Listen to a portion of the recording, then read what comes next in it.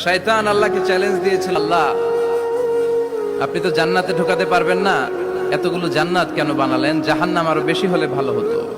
আল্লাহ বললেন কেন? শয়তান বলে, আল্লাহ এই সবগুলারে আমি ওয়াসওয়াসা দিয়ে মুনাফিক বানিয়ে নাস্তিক বানিয়ে জাহান্নামে ঢুকাবো।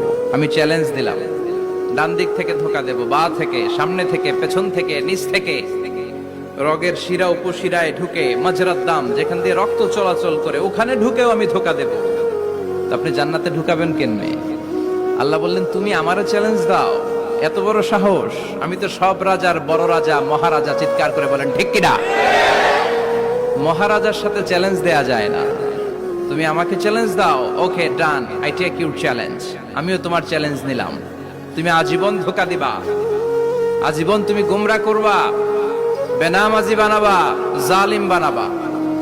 কিন্তু আমার বান্দা কোনো তাফসীরুল কোরআনের মাহফিলে এসে, কোন এক ওয়াক্তের নামাজে মসজিদে ঢুকে, অথবা মাঝরাতে ঘুম ভেঙে গেলে তাহাজ্জুদের জায়নামাজে চোখের পানি ছেড়ে যখন ক্ষমা চাইবে, আমি সব গুনাহ মাফ করে দেব। তুই কি করবি?